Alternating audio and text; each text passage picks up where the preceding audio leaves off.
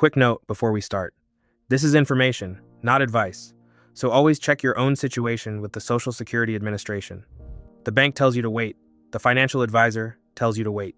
The glossy little brochure they hand you across the desk tells you to wait until 70, so you can lock in the biggest possible check. And for a whole lot of good people, that is exactly the wrong advice. I want you to really hear me today, because this is the one almost nobody has the nerve to say out loud. The smartest retirees I have ever known do not claim their Social Security the way the bank tells them to. They claim it the way that fits their own life. Because there is a quiet truth in all of this.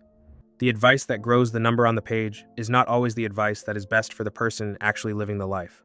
So by the end of this, you are going to understand exactly why, and you are going to feel a whole lot better about trusting your own judgment. I am not a financial advisor.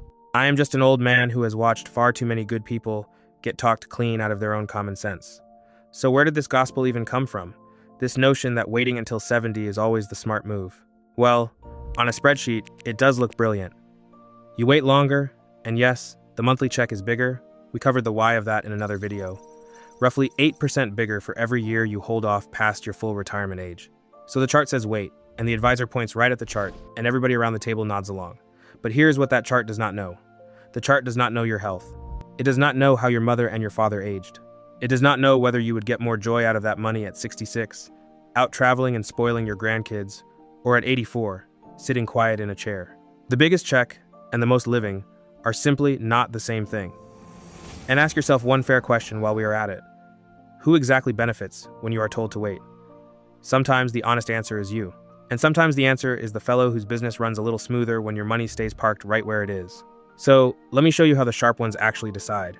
The very first thing they do is throw out the one-size-fits-all answer and start from their own life. They ask themselves the honest questions. How is my health? Really? No fibbing. How long did the people in my own family tend to live? If your folks live deep into their 90s and you feel strong as an ox, then waiting on a bigger check might pay off beautifully, because you will likely be around to collect it for a long, long time. But if your health is already shaky, or the men in your family rarely saw 80, then taking your money earlier can be the wiser move by a mile, not the foolish one. The advice that is dead right for your neighbor can be flat wrong for you, because you are not your neighbor. Nobody knows your body and your history the way you do. Certainly not a banker who shook your hand 20 minutes ago.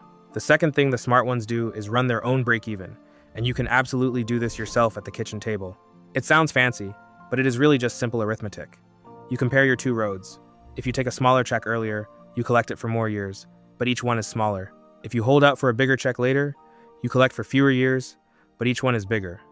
And somewhere out there is a crossover age, the point where waiting finally catches up and pulls ahead.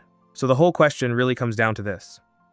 Do you honestly expect to live well past that crossover age, or not? If the crossover lands somewhere in your early 80s, you look square at your health and your family history and you ask yourself, am I comfortable betting on being here well past then?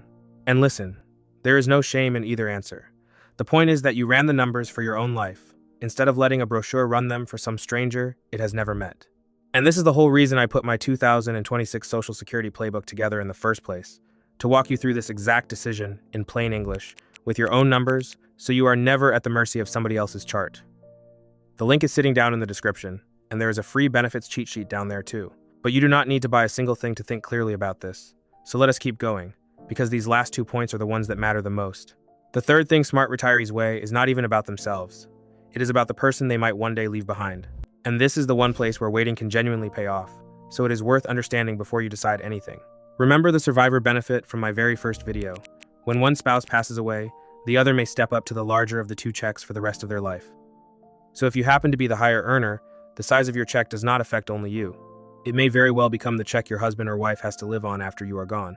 For some couples, that is a powerful reason for the higher earner to consider holding off a while, to leave behind a bigger cushion for the one left in the house. Now notice I said consider. I did not say must. It is one more factor for your own scale, not an order barked from me or from anybody sitting behind a desk. And here is the last one, the one I most want you to take to heart. The smart retirees give themselves permission. Somewhere along the way, people got handed the idea that claiming early is a kind of failure, like you flunked some test. That is nonsense, and it serves just about everybody except you. The money you have in your 60s and your early 70s, while you are healthy and curious and still able to get up and move, it buys things that the very same dollars simply cannot buy in your 80s. A trip you can still physically take, time with grandkids while they are still little, A few good years with less worry sitting on your chest. I once heard a retiree put it about as well as it can ever be put. Take the money and run. No regrets. Now. He was not being reckless when he said it. He had done his thinking. He knew his own health honestly, and he chose to live now rather than gamble his best years on a bigger number he might never live to see. That was not the foolish choice. For him, that was pure wisdom.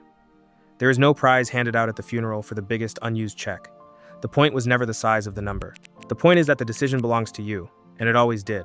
So let me put it just as plainly as I know how. The bank, the advisor, the brochure, they are not wrong because they are wicked people. They are simply answering a math question, and your retirement is not a math question. Your retirement is a life. So run your own break-even with your own real numbers in your free My Social Security account at ssa.gov. Weigh your health, weigh your spouse, weigh what you actually want your good years to feel like when you look back on them.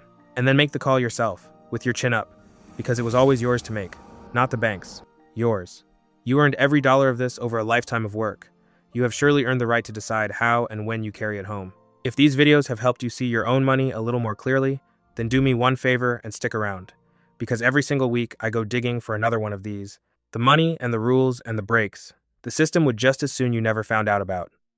So hit subscribe, so the next one finds its way to you, and go set up that free account today, before you put it off one more time. It is your money. It always was. Let us go and get it. I will see you in the next one.